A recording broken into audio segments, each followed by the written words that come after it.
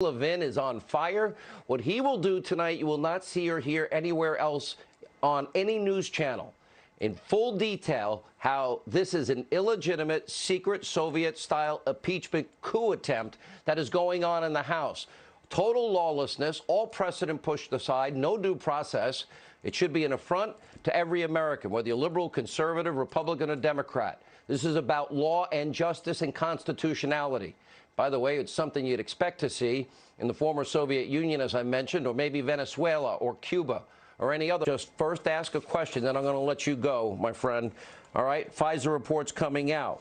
But now we have the Justice Department have now shifted this review of the origins of the Russian witch hunt.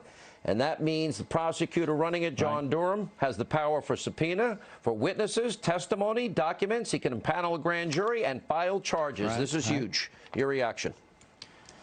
First of all, I won't be voting for her. I'll be voting for Donald Trump. Just wanted to know that. Yeah, me too. Tell you what's interesting about this New York Times article. You have about 2 sentences from a leak that this has shifted from an administrative review to a criminal investigation. And then the New York Times predictably smears Barr, smears Durham, smears Trump. So that's what we're going to get from the New York Times. We're not going to get news. So it's very important this is shifted to a criminal investigation. That means they think they found some things, Sean. They don't just do that. And so they'll be under attack. They won't be treated like Mueller and his gang of Democrats. They'll be under attack. But with a very brave attorney general and a very brave U.S. attorney, and they should just keep at it. The rule of law is what matters. I want to spend a little bit of time that we have actually going over what the House of Representatives did when the Republicans controlled it in 1998. I think we have some graphics on this, just so the American people understand the tyrannical process that's going on with the Democrats in the House of Representatives.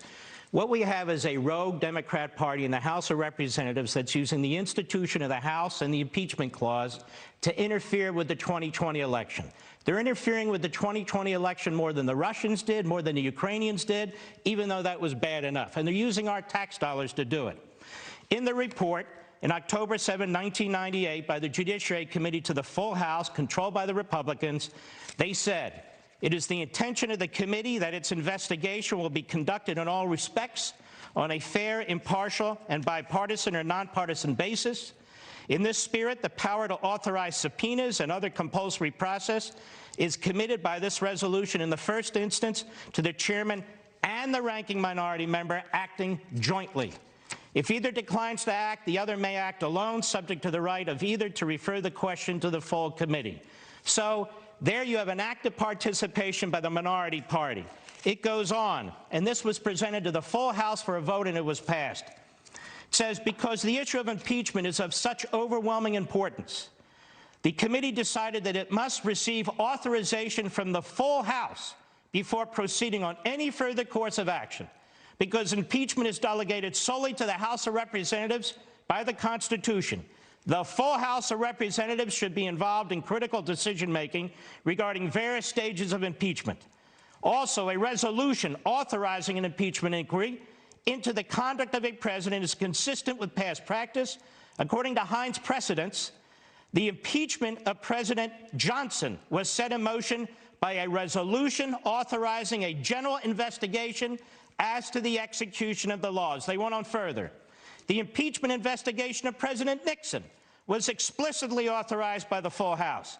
During debate of H.Res. 803 in 1974, Congressman Rodino, then chairman of the Committee on the Judiciary, stated, "We have reached the point when it is important that the House explicitly confirm our responsibility under the Constitution. We are asking the House to authorize and direct the Committee on the Judiciary to investigate the conduct of the President of the United States."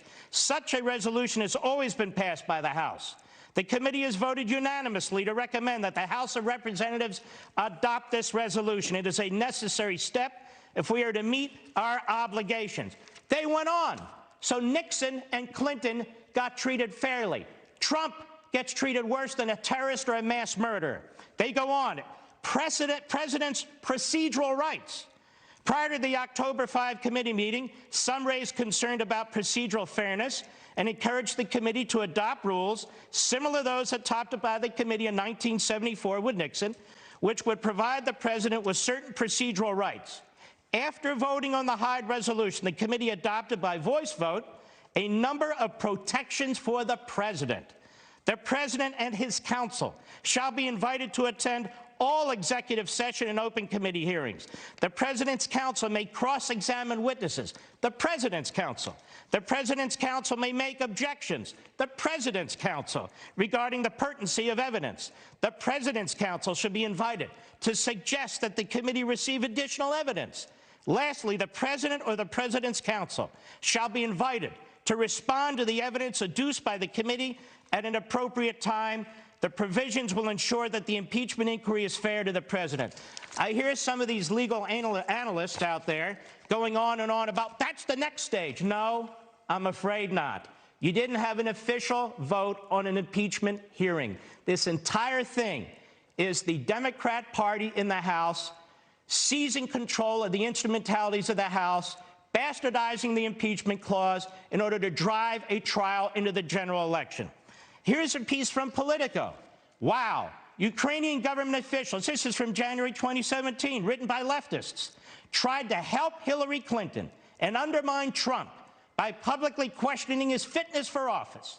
They also disseminated documents implicating a top Trump aide in corruption and suggested they were investigating the matter only to back away after the election.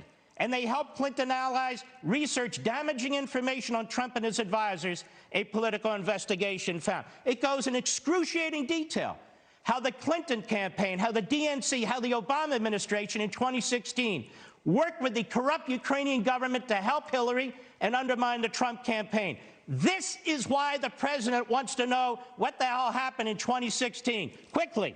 We have testimony from William Taylor. Who the hell's William Taylor? All of a sudden, he's the great William Taylor because Adam Schiff has anointed him such. He's a longtime State Department bureaucrat. He's the acting ambassador to the Ukraine. And he talks about, among other things, this highly irregular conduct, this second channel with Rudy Giuliani going around the State Department. Because, you know, Sean, you can't go around the State Department.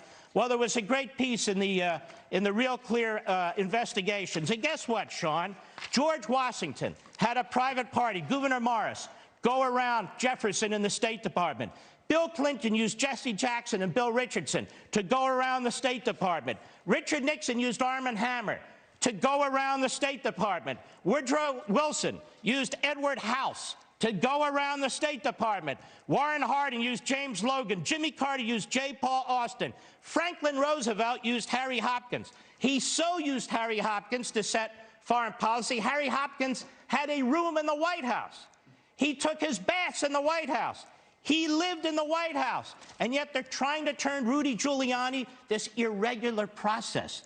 When it comes to presidents of the United States, it's not terribly irregular at all. We had the ex-Ukraine ambassador, Marie, I can't pronounce her name, Yovanovitch.